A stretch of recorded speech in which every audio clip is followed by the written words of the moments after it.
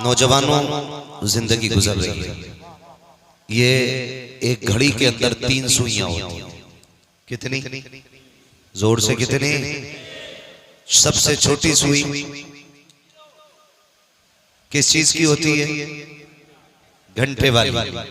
उससे बड़ी जोर से और जोर से मिनट वाली। उससे बड़ी सेकंड वाली। ये जब कभी रात में सन्नाटे में आप सो रहे हो, जब हवाओं की भी आवाज ना हो और सांसों की भी आवाज ना हो, उस वक्त में घड़ी की सुई की आवाज आती है। घड़ी की सुई की आवाज आती है, खट खट खट खट। ये वो आवाज है जो रात की तन्हाई में महसूस होती है, जिसे दिन में कान लगा करके गौर से सुना जाए तब सुनाई देगी, लेकिन जब बंदा बिस्तर पर तन्हा लेटा होता है और ठीक उस वक्त जब कमरा कब्र का मंजर होता है, तब ये घड़ी की सुई आवाज देती है और ये बताती है, नादान, ये सेकंड की सुई आगे बढ़ जो रही है, ये तुझे बड़ा नहीं कर रही है, ये तुझे सेकंड सेकंड करके छोटा करती जा रही है। और जो ये एक राउंड पूरा ले लेगी, तेरी जिंदगी का 1 मिनट कम हो जाएगा।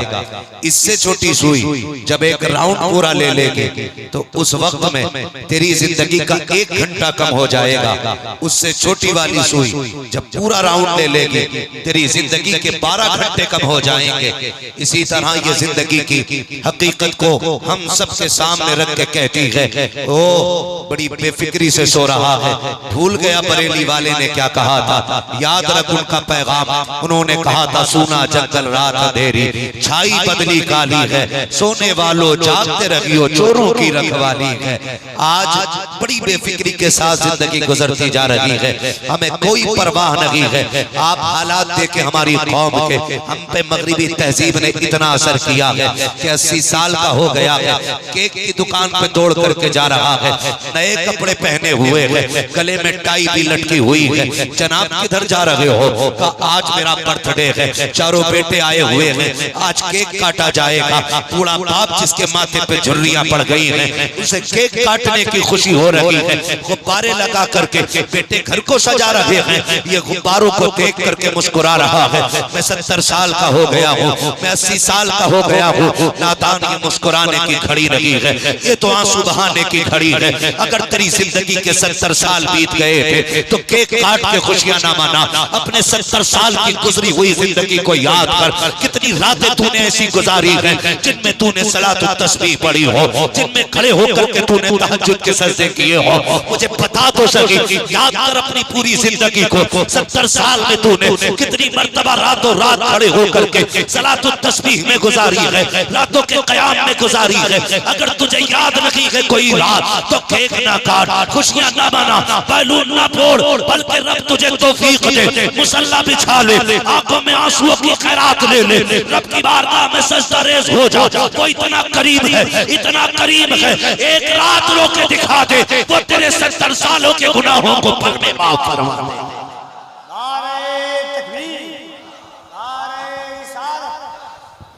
ओ भाई, हमें हो क्या गया है, किधर जा रहे हैं? किसी को मौत की फिक्र नहीं, किसी को मौत की फिक्र नहीं है, मरना है। क्या हमने उठते जनाजे नहीं देखे? क्या हमने अपने हाथों से मैयतों को गुस्ल नहीं दिया? क्या हमने उन्हें कफन से लिपटते हुए नहीं देखा? क्या हमने उनको कब्र में उतरते हुए नहीं देखा? किसी बुजुर्ग से कहा था नसीहत कर दे, उन्होंने फरमाया था, जिनको उठते जनाजे नसीहत न कर सके, उन्हें हम क्या नसीहत करेंगे? ओ भाई, दुनिया में सबसे बड़ी नसीहत उठते हुए जनाजे होते हैं। ये कब्रिस्तान में तादाद कसरत के साथ बनी हुई कब्रें हमें आगाह कर रही हैं। ये जो तुम किसी को लेके जाते हो कब्रिस्तान, हम ये सोचते हैं हम इसे कब्रिस्तान लेके आए हैं, लेकिन वो जनाजे में लेटा हुआ बंदा कहता है, तू मुझे लेके नहीं आया, मैं तुझे यहाँ तक लेकर के आया हूँ और ये बताने के लिए आया हूँ कि आज मैं आया हूँ, कल तेरी बारी है।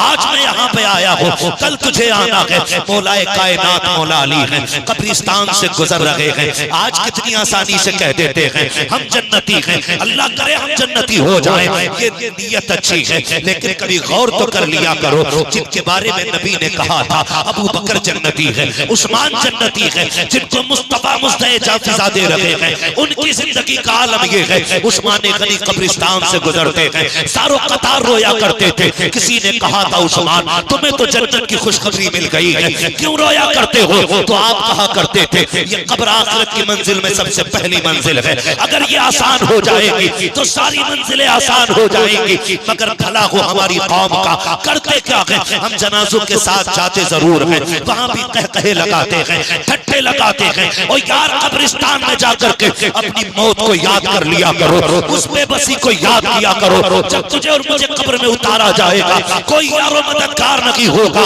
आज बड़े इतरा के चलते हैं, जो होगा देखा जाएगा। क्या देख लेगा, औकात क्या है? तुझे बेबस किया जाएगा, जैसी मौत धक्का देगी ऐसा गिरेगा तख्ते पे कि अपने हाथ से गुस्ल नहीं कर पाएगा, खुद से कपड़े नहीं उतार पाएगा। चादर तेरे ऊपर डाली जाएगी, अगर वो सरके की संभाल नहीं पाएगा।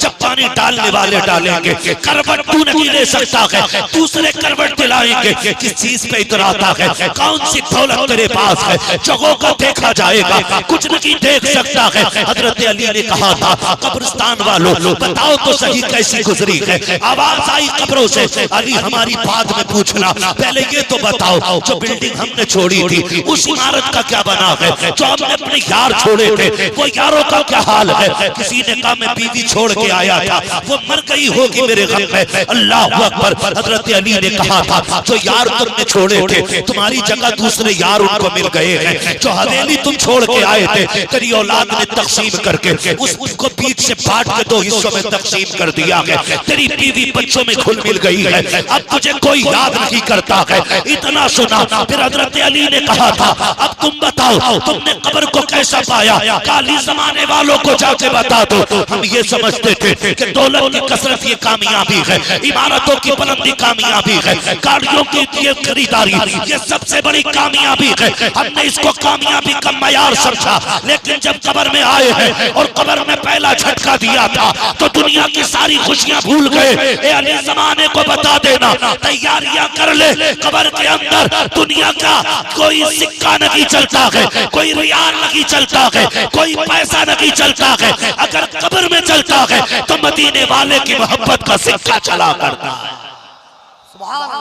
भाई आज आखिरत की तैयारी करें, आज कब्र की तैयारी करें, आज कब्र की तैयारी करें।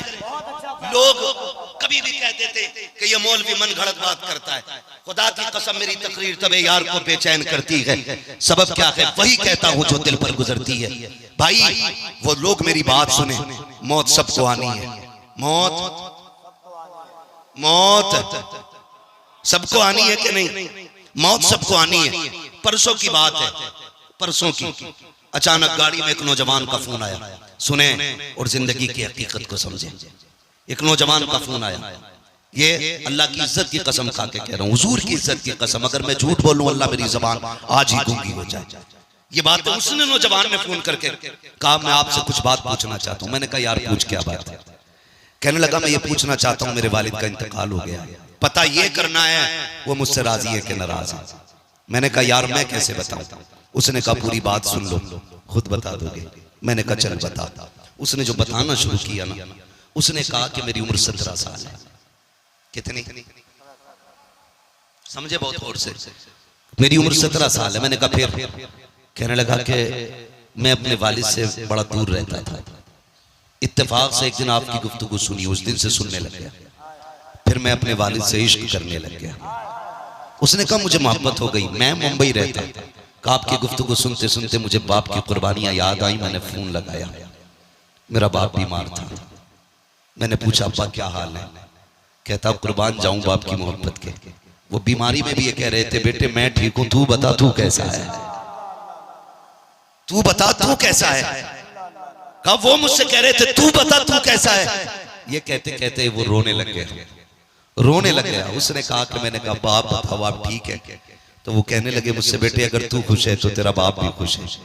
कहने लगे मैंने बात की, फिर मैंने अपनी माँ से बात की, फिर मैंने अपने बाप से बात की। कहते फिर मेरे बाप ने ना 2 दिन मेरी बात अब्बू से नहीं हुई। मेरे घर वाले बताते हैं कि मेरे बाप उठे, नहाए और मुझसे कहने, अपने घर में कहने लगे बिस्तर तैयार कर दो, मुंबई अपने बेटे के लिए लेके जाना है। कहने लगा वो नहा रहे थे और उसी बीच में ना उनका पैर फिसला, गिरे वो और इंतकाल हो गया। पूछता क्या मेरे बाप मुझसे राजी हैं?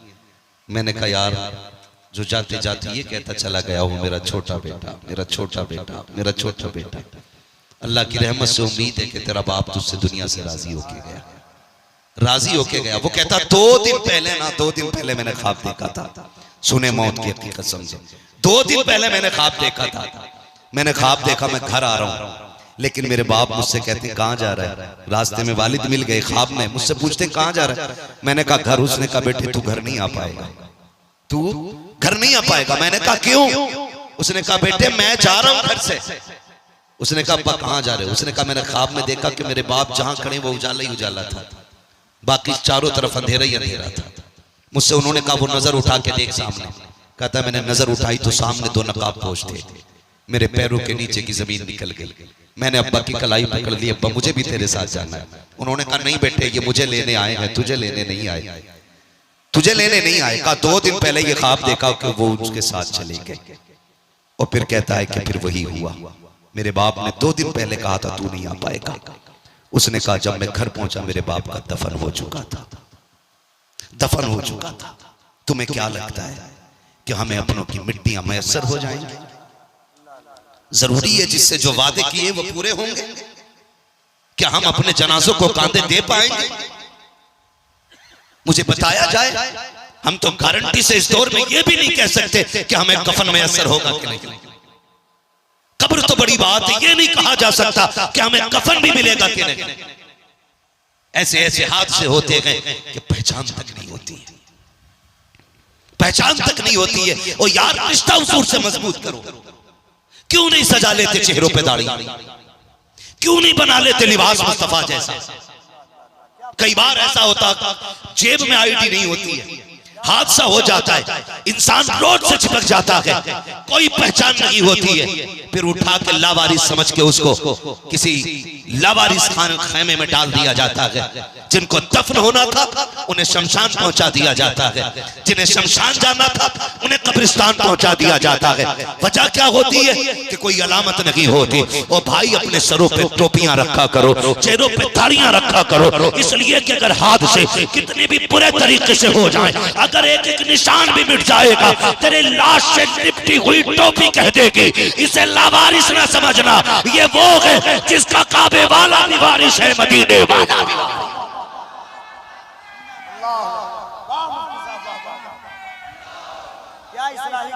ओ भाई अपने चेहरों पे सुन्नत सजाओ, अपने चेहरों पे सुन्नत सजाओ, सर पे दाढ़ियां रखो, सर पे दाढ़ियां रखो।